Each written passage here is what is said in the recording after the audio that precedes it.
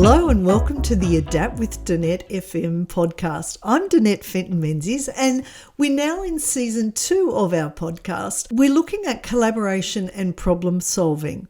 Now today's guest I'm very excited to be speaking to, which is Colin Ellis. But before then, I'd like to introduce Jez. Jez, welcome to the conversation. Hello everybody, I'm Jez, I'm the podcast producer here, and I'm very excited to be co-producing this podcast with you, Danette. This is a companion podcast to Danette's book, The Adaptable Leader, and we'll get into that more later on the episode, but I highly recommend looking into this. So this book was fantastic, and we're going to really break down a lot of the adaptability skills that you sort of talk about in there. But before we get to that, people might be listening to this and going, who are you two? So Danette, do you want to tell us just a little bit about yourself? So I have run businesses for the last 26 years. I'm the author of The Adaptable Leader, which is why we're doing this podcast. And I've just learnt over the years of coaching and working with executives that a lot of them struggle to adapt during uncertainty. And so I want to help people successfully navigate through uncertainty. So, that's a little bit about me. How about you, Jez? Yes, well, I am your son. I'm also the podcast producer here, and I do a bit of podcast production myself, but I also do a bit of comedy on the side. I've written for TV shows and in the comedy field as well, especially news stuff, and I do want to highlight that because we're about to jump into a new segment and a news segment. So that's very exciting. But together, we're using Danette's sort of lens of adaptability to look at sort of key problems, and you not only look at them yourself, but we also bring in experts to talk about different sort of elements. And today is Colin Ellis. Do you want to tell us a little bit about how you met Colin? Because Colin's an awesome guy. Do you want to tell us a little bit about that? So Colin was my mentor in a program called Thought Leaders, and he's just extraordinary the way he looks at the world. He's an expert in culture and he works with some extraordinary clients across the globe. So when I was thinking about collaboration and problem solving, he was one of the first people that came to my mind that I wanted to get on the podcast. Yeah, and he's awesome. We've had him on the Magical Learning podcast. He is, I think, the two best words that describe him are great value. Yes. You know, you always have a great time with him, and he's always a fantastic hang. But I did mention a news segment and a new segment. So, Danette, are you excited for our new news segment? Super excited because it shows our adaptability, Jez. Very much so. Well, here it is.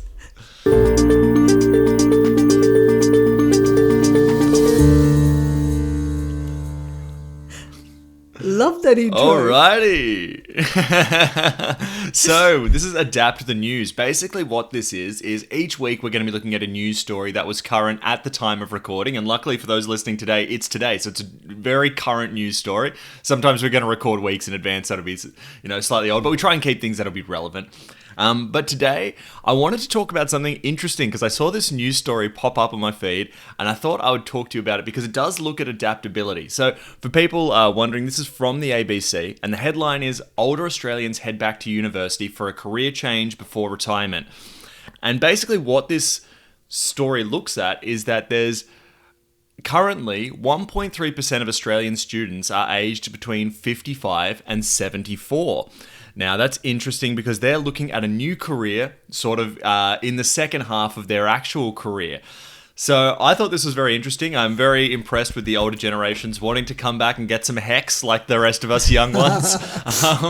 But Danette, what does this story mean to you? And looking at this through an adaptable lens, really what the point of this segment is, taking news stories and give us your adaptable insight into it. So over to you, Danette. Love it, Jez. And love this story. So one of the things that historically we had a story about, you get to a certain age and then you retire. And what this is saying is, one, that most people now are not going to have just one career. They'll probably have multiple. And we're starting to see it with this age group where they're going, you know what, I could be more than what I've currently been. And I want to do that for fulfillment, for career, in order to move forward in a different way and learn different things. So I love that people are not going, my age is an excuse not to grow myself. They're actually adapting and going, I need to adapt myself. And in fact, I love the idea that everything in our brain comes from, and everything we create in our life comes from what we learn and what we navigate through life. And so when we add new skills to who we are, it actually gives us more opportunities, one, to move forward in a different manner. It also gives us different perspectives. So I trained originally as in accounting. I did my master's and did things like government, policy and stuff like that. So it gave me another lens to look at problems and to think about how I collaborate with other people. I also did a bit of marketing, which was definitely not a background of mine.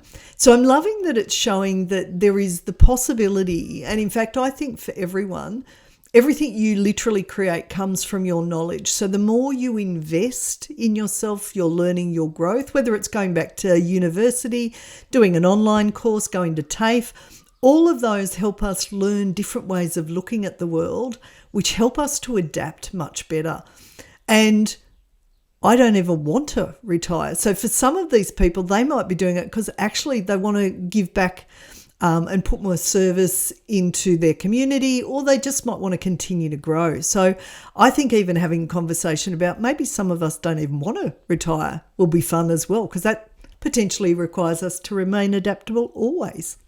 Yeah, absolutely. And, actually, I was thinking about this last night as I was going to bed. So this is not a fully fleshed out idea, but I wanted to get your thoughts on this, Danette. So I was thinking about sort of the world in which we live in, and I think that in some ways, a way to look at it might be that what you can try and go for is, what is the easiest way I can make money in some ways, but that's going to be different for everybody. Yes. For me, that may be like, I may find it harder to work on certain types of problems. So that instantly makes that not easy for me, whereas it may be easy for others. Yes. And that can also look like investing in something, a job at the moment, so that it will make it easier to make money in the future for you. Love and stuff that. Like that. But I think with these people as well, I think they're kind of realizing that to some degree, and they're going, you know what, I want to make money in an easier way. This isn't what I want to do. It's too hard on me. And, whatever matrix you kind of want to use, whether it's, energy spent, time traveled, whatever is making this job difficult, let me get something that's going to be a little easier so that I can still make that money, but enjoy it in a more easy way. I like that. And, there's a great question which comes from, I think it's the book called The One Thing. And he always says when we're changing, we often make problems harder because our brain just expects them to be harder. So I really like your focus on the easier, because his question was, how do I make this easier? And I love in that story also that part of change, and this is definitely a formula that I use in the book, is change equals uncomfortable equals growth. And a number of them didn't do their studies earlier in their life because they had stories in their brain that was like, I'm not smart enough, etc. I can't afford this, etc. And now they're sort of growing into their persona or their person of, this is what interests me. And therefore, when it interests you, it becomes easier often as you learn and grow. And sometimes the learning will be uncomfortable. And I always go, when you're uncomfortable, do a bit of a party dance, because you're actually growing and adapting. So I think there's the easy, pick something that you love doing or you think you might, and then know that sometimes it'll also be uncomfortable. But I love that idea, Jez, that you've got around that. And I was just actually, this is conversation's gone on a totally different tangent, but I think we should just keep going because it's interesting. Nice. One thing that I was thinking about the other day, or I heard the other day actually, is that the difference between people with good self-confidence and bad self-confidence, this is just coming off what you were just talking about actually, so that's what reminded me, is basically the difference is just your internal voice, it seems like. This is what someone was suggesting as a theory. So, and you were talking about changing your story just then with people going into new roles, studying new things. Do you know, Danette, I guess just before we get into everything, and we're going to be talking about good work culture with Colin Ellis, so this is kind of important in that, but I guess, Danette, for you, is there an interesting way to change that internal voice, maybe from negative to positive, so you can give yourself this more confidence, or even change your own story like these people are doing? Yep. So last week I was talking to a group, and I was talking about, and it's attributed to the Cherokee people, and it was a grandfather talking to his grandson, and the grandfather was explaining that we all have internal battles, and he referred to it as the good wolf, who is about hope and joy and all of those positive things and contribution and things like that. And the bad wolf is around things like your ego, comparison, anger, frustration, etc. And the grandson asked, which wolf wins inside? And the grandfather said, whichever one you feed the most. And I really like that because we can change those internal voices. We can go, first of all, you have to become aware. So you have to go, oh, is that thought actually helping me move forward, feel more confident, etc.? Or do I need to pattern interrupt it? And so a pattern interrupt could be the moment you notice your brain going, I'm not smart enough to do this. You could go, yet. Because I love that. That came from Carol Dweck, who talks about a fixed versus a growth mindset. And she said people with growth mindset say, I haven't achieved this yet, or I haven't got this yet. So I like the yet in there. And then saying, and I can do this. And you can work with others to do it. And just mostly go, you've got this. Because when you start to go, I've got this, you'll take action, and really confidence comes from action and learning from our results. We won't always get it right, and if we learn from it, then that's a valuable thing. My biggest lessons where I've learnt so much value were my big stuff-ups, basically, or failures, or something that happened in our business that was outside of our control but helped me make the business stronger after that. So I love that sort of, yes, we can change it. And imagine if everyone just upped their self-confidence, maybe even 10%. So they spent more time in that joy, that happiness, feeling like they're contributing to the world. What the positive ripple impacts of that would be, not just in the workplace, but in their families, in their communities, because they're not playing small, which is what our ego wants us to do, which is the bad wolf, because it's trying to protect us from not stuffing up. But actually growth comes with stuff up, and it's just part of the learning process. And as you navigate that and move forward, you actually become more self-confident. So I hope that helped, Jez. Absolutely. I mean, what a great conversation. What a good first segment of Adapt the News. Great job, Danette. Well, that was great. Let's jump into, we're about to jump into our conversation with Colin D. Ellis. And I was wondering, we'll save a lot of our thoughts for the end of this because people are going to love this conversation. But did you have any sort of things that you want people to keep an eye out for in the conversation? Yeah, I love one of Colin's insights. So as a culture expert, he talks about what silos mean in an organisation. Now, I'm going to use this as a teaser, so people will have to listen to find out his distinction around silos in organisations. And at one stage, he talks about leaders and cultures and how, if we don't do this well, it can lead to culture trauma. And so, again, a really interesting insight about why it is so important for leaders to be able to lead well through both collaboration and problem solving to allow their organisation and their people to be able to adapt better. What about you, Jez? Any insights from you before we go in? Well, I'm just going to keep people their eyes open. I'm going to keep people's eyes to being wise, because he has a phrase about 5 whys. And I'm going to leave it at that. Love it. We'll see.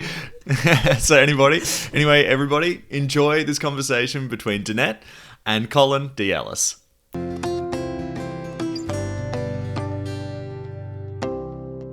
Hello and welcome to Season 2 of Adapt with Danette FM. I'm Danette Fenton-Menzies, or Danette FM. And in this season, we're talking about collaboration and problem solving.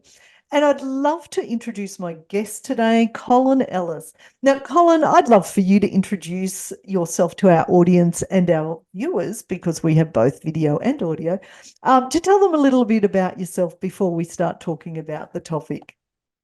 Hello, Danette. Thank you for having me on the show. Yes, Pleasure. I'm Colin Ellis. I help organizations around the world to create vibrant workplace cultures. I'm a 4-time best-selling author, an award-winning speaker.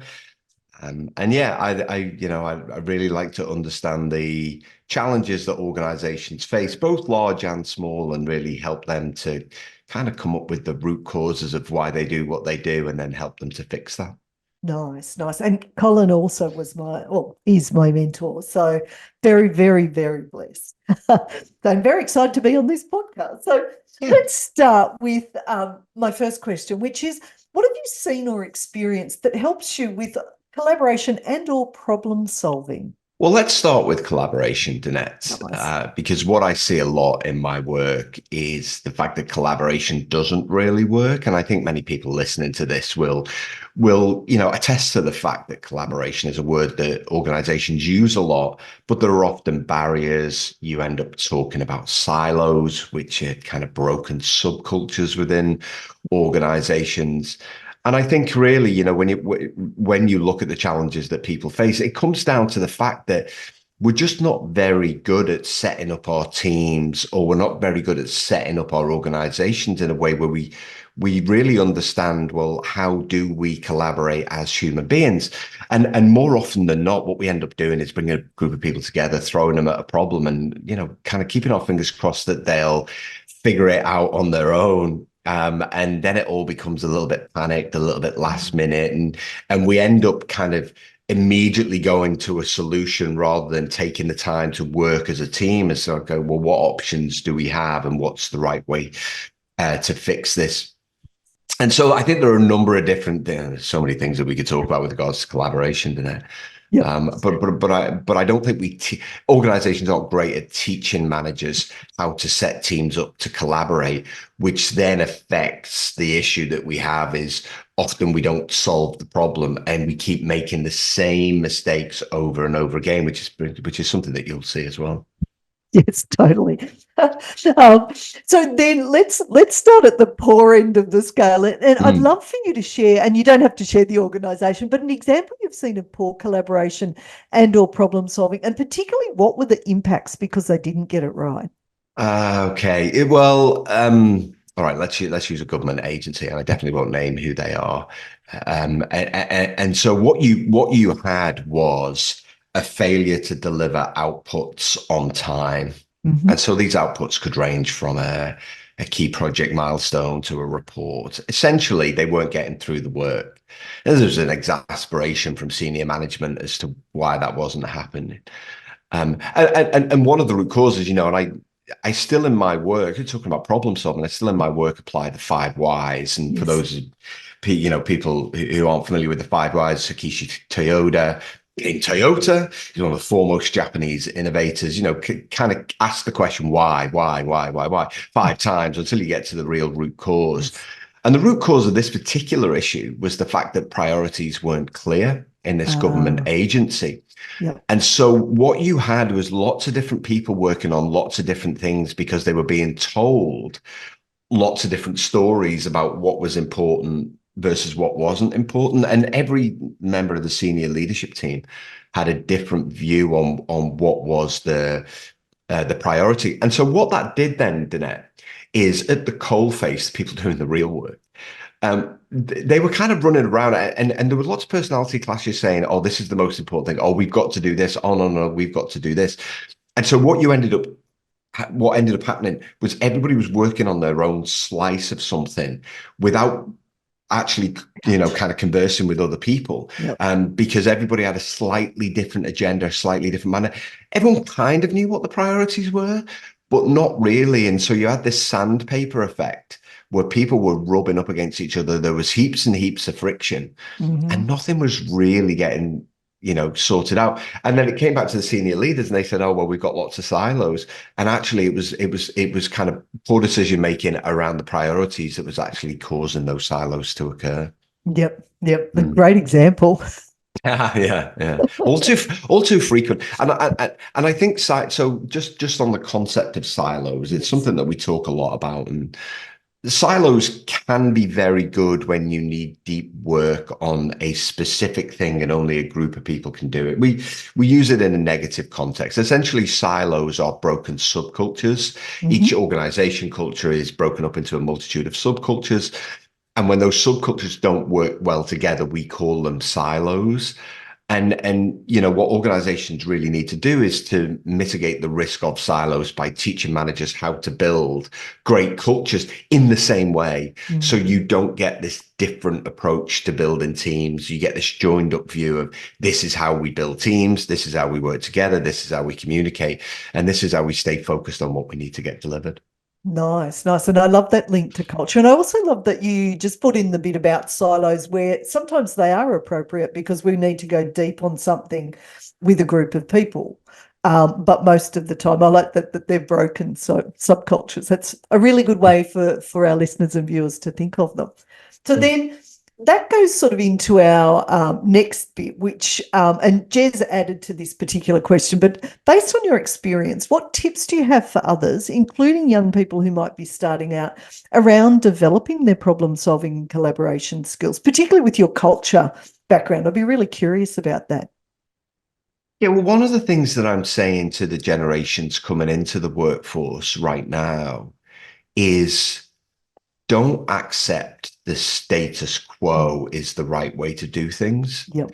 There are so many inefficiencies in our organizations at the minute, Danette. What we want is new generations to come into the workforce. I mean, we want all generations to question it anyway, but Yes. but I think that the newer generations who are less wedded to the status quo and who have new ideas, I want them to challenge the ways that some of the things get done. You know, we're so inefficient in the way that we use technology in our organizations for the most part. You know, if you're a knowledge worker, your days are still dominated by meetings and emails, which is an absolute nonsense. Yeah. Um, so you know, I think that would be the first thing that I would say is, Nice. yeah, you know, kind of make sure you challenge the status quo in a highly emotionally intelligent way, and recognize that you're going to come up against brick walls. It's in some people's best interest to maintain the status quo, even if it is inefficient.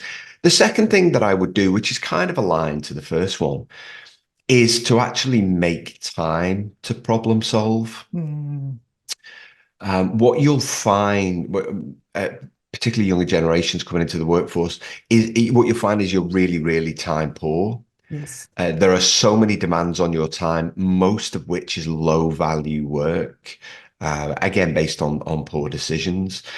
I think, you know, what you want to do is to really carve out some time in your day to actually sit and think about issues that you're facing, problems that you have. I think the problem definition piece often is kind of overlooked, you know, and I gave that, you know, sense of the five whys. Yes. But too often when we're trying to solve a problem, we don't take the time to get everybody on the same page as to what the actual problem is. And then Yes. what happens is you get this fanning out effect where everybody goes and tries to solve different root causes when actually there's just one root cause. Also, what we get this intentional or unintentional bias coming in based on what people think is the right way to solve it. So I think, you know, for me, a couple of things there, Danette, is firstly, you know, kind of don't just accept the status quo as the right way to do things. And secondly, really take the time to understand what the problem is, define it really clearly. If you have more than one problem, make sure each is defined and each is addressed. We're too quick to jump to the solution. And to a degree, it speaks to the world that we're in right now. Danette, I think what AI will do in the short term is generate laziness Mm, because people will go and seek the answer rather than developing the skills so that they can spot the root cause in the yes. future. You know, I was Yep. joking with my brother about it the other day. You know, he loves Microsoft Copilot. I'm like, but if the Copilot does everything that it learns every question that you have, then eventually it'll be able to do your job. Is that what you want? He never really thought of it like that before. It was a bit of a wake up call to it. But it will generate this laziness. And I'm not saying don't be curious about AI, but you have got a brain yourself, and actually you will have been trained or you've got some knowledge that you can use. So I think it will generate some short-term laziness. So really take the time to think about stuff yourself and work with others to identify what the root cause is before you go solve it. I love that. And I was talking to my niece, so she's out from the US at the moment, and she was saying they use AI at school now. So she's in year 10, I think. And yeah, it's just part of how they learn now. And I was like, the same thing. It's good to understand the fundamentals before you sort of go and use things. And there's been many a workplace I've worked in where the problems they've solved were not the right problems because they didn't Yeah. take that time. Yeah. Yeah, So yeah, love that's that. absolutely right. And what you end up doing then, Danette, is getting stuck in a cycle of never fixing the problem. You know, as you will imagine, I work with lots of workplace cultures where there's a level of toxicity, right? Yes. And the root cause of the problem is usually, when you do the 5 whys, is usually a senior manager who behaves really poorly. Yes. And so many people walk past that problem without ever solving it. And I refuse to work with that. I refuse. That sounds really bad.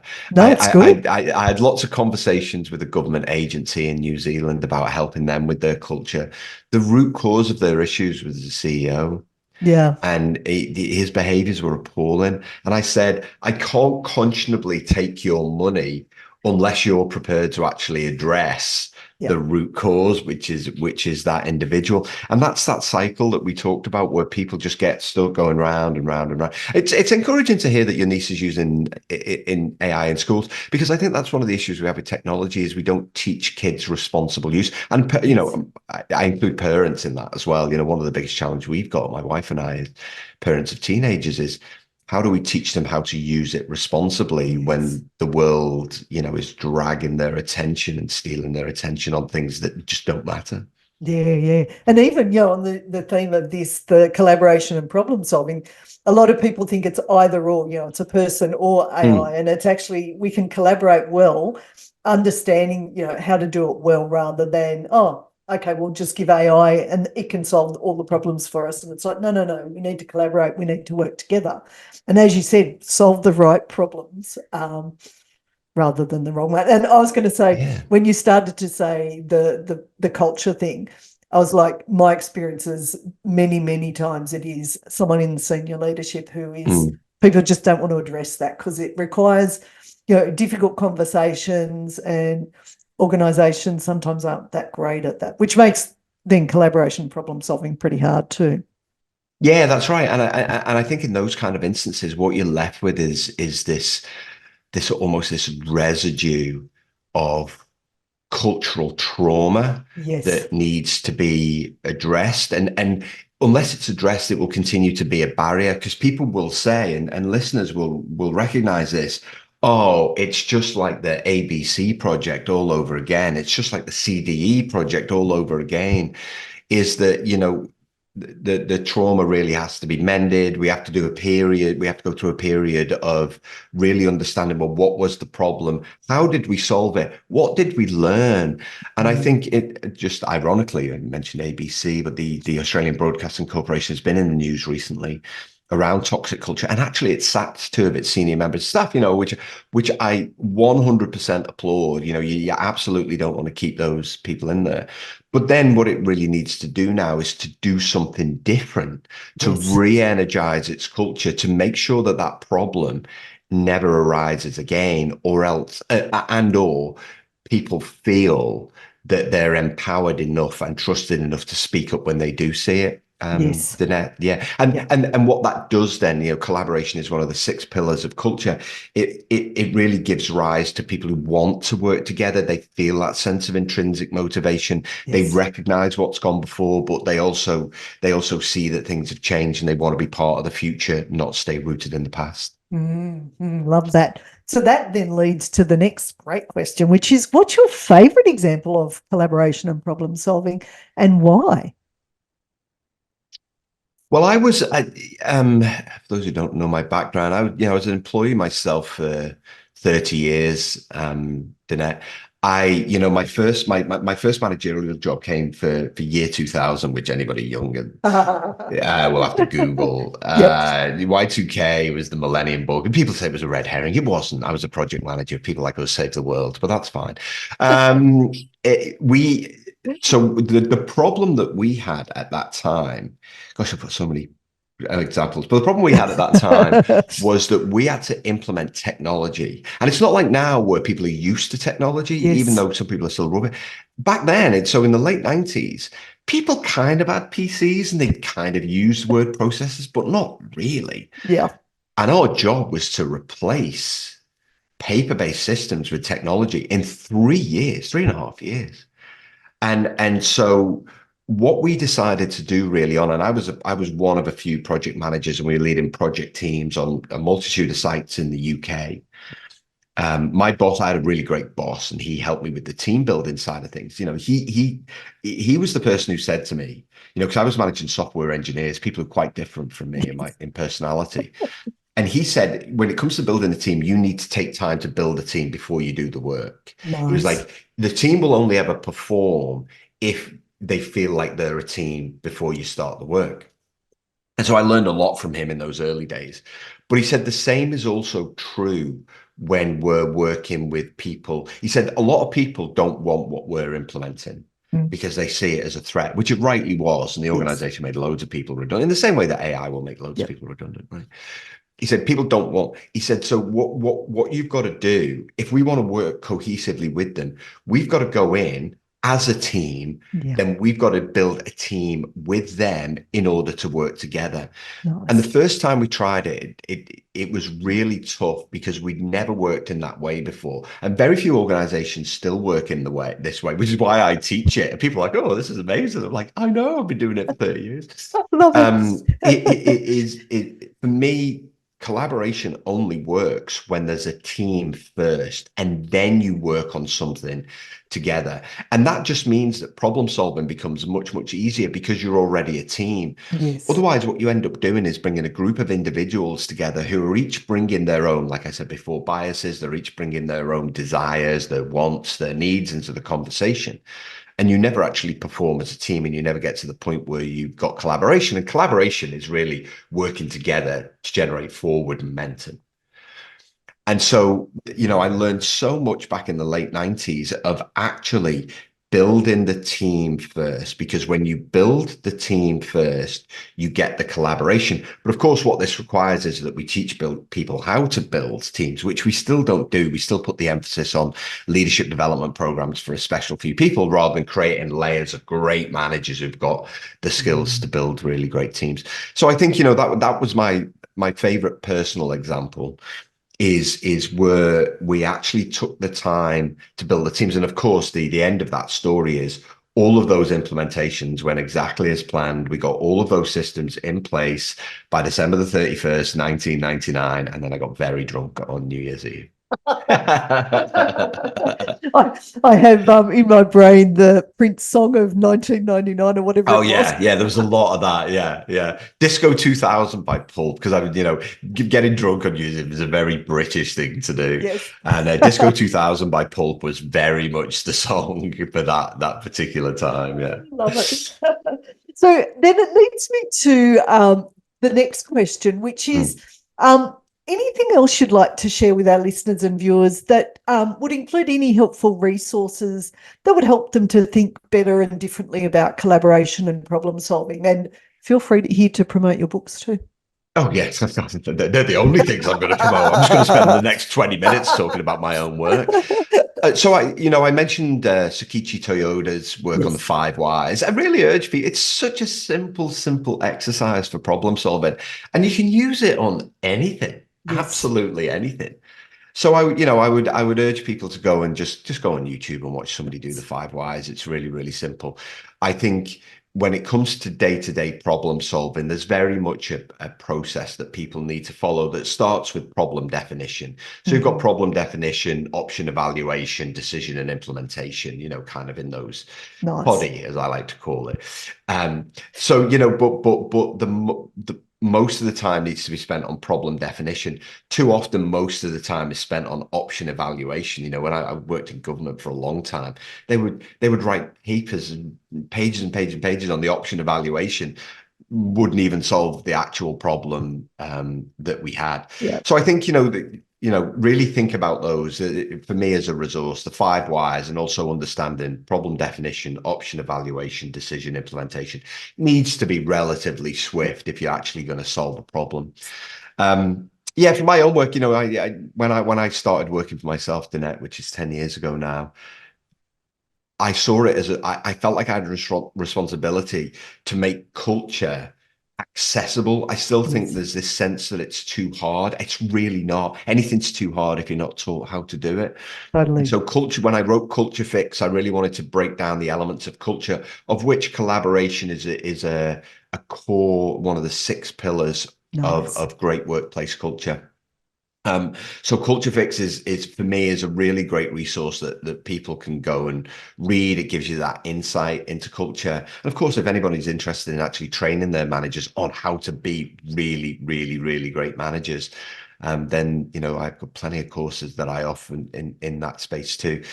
But the last thing I'll say is there's plenty to be learned from the people around you and from podcasts and from. I don't think enough time people make time for personal development outside that's offered by the organization. Now, many people will say they don't have time. Yeah, I'd argue that's not true. Unless you've got really young kids, in which case I know that that's true because you have no time when you have young kids. But our attention is drained by so many rubbish things these days. Yes. Just by directing it into something that can really help you, can give you a leg up. Yeah. Colin, have you read Slow Productivity by Cal Newport? Danette, the weirdest thing, right? So somebody recommended it to me 2 weeks ago. Someone recommended it to me last week, and I've seen it mentioned twice recently. So I should read it, I suppose. It's No, great. I will read it. But my friend and Digby Scott in New Zealand has been writing something similar. But I will go and read Cal's book. I take it it's good then. Yeah. So it's to that heart of how do we do great work? And it's not by being really busy, it's by carving out that space to do the beautiful deep work, which you've been talking about. And so it's just another way of looking at the world. And I loved Cal's work because the first book I saw of his was A World Without Email. And I was like, I just love the title of that book. So I was like, that's fabulous. Now, I have to say, I was going to say your book, Culture Fix, I bought that years and years ago, and it is one of my go-to books. So for my listeners and viewers, it is definitely worth getting that for your resources too. What were you going to say? I was just going to mention the World Without Email, the Slow Productivity. Yep. I think there's still a lot of people that read these books and read the titles, World Without Email. I just want to let you know, all of this is possible. Yeah. You just have to make different choices. And you might think that it's hard. It's really not. So I made a career out of pushing back against dumb cultural norms, not the good ones. The good ones we kept, right? Yes. And I wasn't a maverick in the sense that I did things that were anti-cultural. I did no countercultural. Yes. Actually, what the things that I did were countercultural in the sense that I rejected 30-minute and 60-minute meetings. Yes. I stopped copying people onto it. I wouldn't use blind copy. And then me and my team, we would make decisions on the things that we would do differently. These are the things that make a difference not only to your lives, but to the lives of people around you. Yeah. And so I would really urge people not to get drawn into the trap of just doing what everybody else does, because that's what we do around here. Yeah. Really find ways to get time back in your day to free up the opportunity to think. It's possible to do that. Don't let anybody tell you that it's not. Yeah, totally agree. And that definitely is something that is a message that I hope our viewers and our listeners take away, because we can either keep doing the being busy and feeling frustrated, or we can actually take some space and have more of a positive impact, I would like to say. So, Colin, if any of our listeners or viewers would like to reach out to you, where are the best places for them to do that? Well, they can find me on LinkedIn, Danette. So you can find me if you just search for Colin D. Ellis. You can find me on LinkedIn. My website is colindellis.com. I'm on YouTube, Colin D. Ellis everywhere, Instagram, everywhere, just to make it easy for everybody. But I like to try and write things and record things that can help people in the moment, Danette. So they can find me all over those places. Nice. And I just wanted to check in, is there anything else you'd like to share with our listeners and viewers before we finish up? Well, I've got a new book coming out in August, Danette. I should totally talk about it. Although it's only out in the UK in August. I think it's Australia in December. Anyway, what a countdown for people that is. But no, other than, you are in control of your own destiny. I think that when it comes to collaboration, people forget what you said, they'll forget your technical knowledge, but they'll never forget how you made them feel or how you made each other feel, and really putting the time, thought, and effort into creating a great team before you start working on anything is the difference between success and failure. Love it. Love it. Well, thank you so much, Colin. It's been great to catch up, and I'm just going to do a hug before we say to our listeners and viewers, have a wonderful week and keep being adaptable.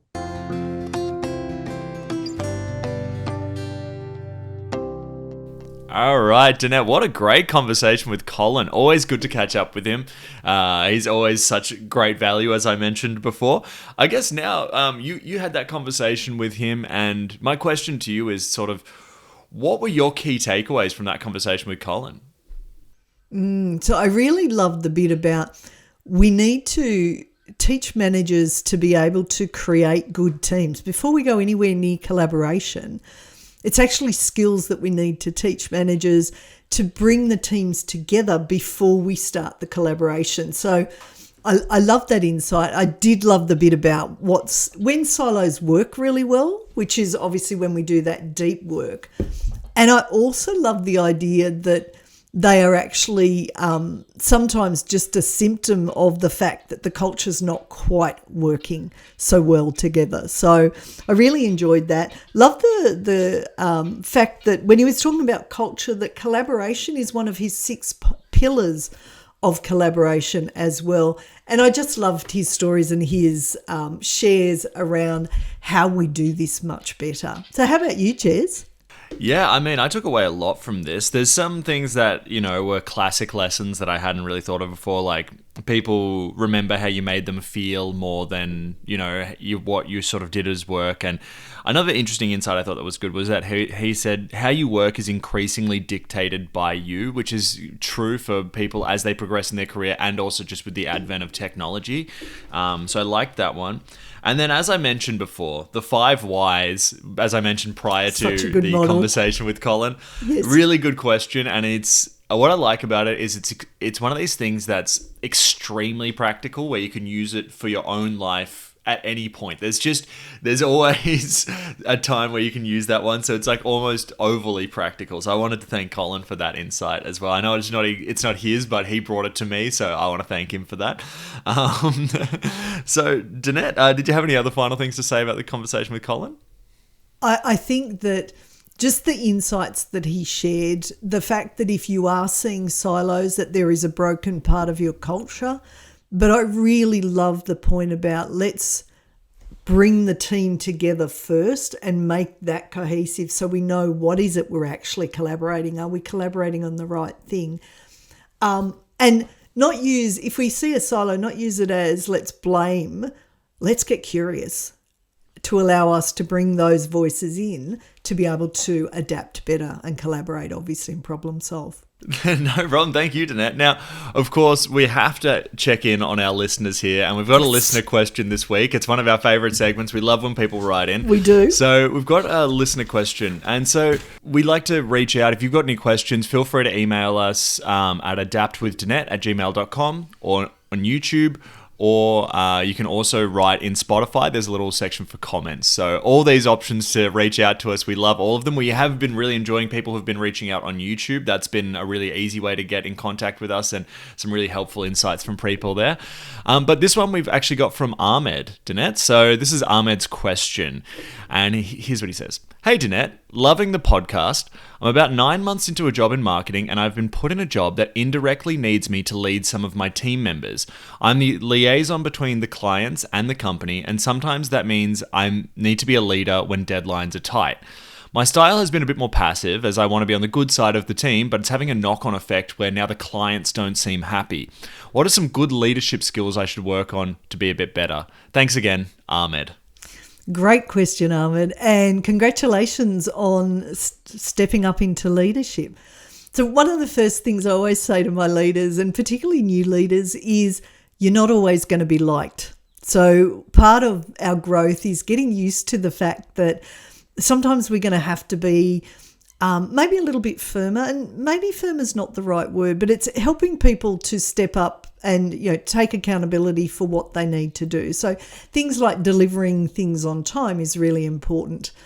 An emotional intelligence skill, which is one of the skills that we need as adaptable leaders, is to be able to be straightforward. And a lot of people don't like that because they worry if I'm straightforward with another person, that I might upset them and they may not like me, because they interpret straightforwardness as being direct, but they think it's not respectful. And actually, my definition of being straightforward is to say that you can be direct with another person and also respectful. So I love the phrase, and this came from Dan Pink, who has a thing called the Pink Cast. If you don't get that email, I highly recommend it. He does 1-2-minute videos explaining a concept, and they're really good. But he talked in one about stating your intention. So as a leader, when you're having to have a conversation with, say, a team member who's currently not delivering on time when they've agreed to, it could be, hey, my intent around having this conversation is I can see that there is more potential for you to do great work here. One of the areas that's tripping that up at the moment is that you agree to deliver things on time and that hasn't been happening. And I'm probably assuming that you don't know that then has had a flow-on effect to how our customers are perceiving us. Could we have a conversation about how we make sure that that is delivered in a timely manner? And notice my voice is really calm. I've stated the intention. The moment you state your intention and you've got a bit of trust, coming back to Colin's thing about how important it is to build the team first, what that does is calm the team member's brain down, which means they're more likely to take notice of what you're saying rather than feel threatened and react to what you're saying. So I think thinking about the key areas where you can give your team, feedback so that they can get better. Not saying that they're fully, deficient or anything like that, but just to say, hey, I know that you've got more potential and that you could do this, and this is just an area that maybe at the moment you're not necessarily focusing on. And I think they're sort of the main ones. I think also as a leader, thinking about the purpose behind what you do and why you do it, and sharing that with your team as well. Again, because when we've got a strong why, it becomes much easier to become focused on what helps us get there faster. So they're some of my suggestions for Ahmed. Feel free, Ahmed, if you've got more questions once you implement them, to come back to us as well. Thank you. I have to say I empathise a lot with Ahmed. I've had this exact same experience. I was an account manager and I didn't have very much training, so I have run into this exact same problem, Ahmed. So it's a common problem, but it's a good thing you've got Danette here as well. I'm just trying to think if I had any tips from when I was doing it. I think the only thing that I would say that really helped, and this was something that helped the team aspect, not necessarily any of the other things, but it was doing things with the team outside of work, because it showed that when I did come to them with other things, it was an easier way to heal things, and also it showed that I wasn't coming from a place of malice. This is just my job. So I think that would be my only tip. But otherwise, I think you're doing a great job, Ahmed, and you're thinking about things. You want everybody to be happy, so in your heart, you're feeling like someone who should be a good leader. Just like what Danette said, I think implement some of those good leadership skills. Awesome. Well, thank you so much for that, Danette. Now, Danette, did you have any final thoughts on today's conversation with Colin Ellis around how good work cultures make you adaptable, or anything else from our conversation?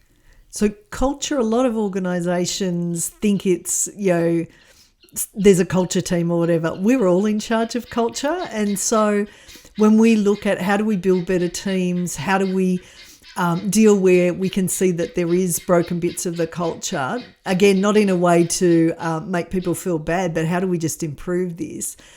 Each of us is part of that culture. So if we walk past something that's not working in a culture, that's going to make us less adaptable. And if we encourage the good parts of culture, that definitely makes us more adaptable. So I love this conversation, Jez. It was so good. Thank you.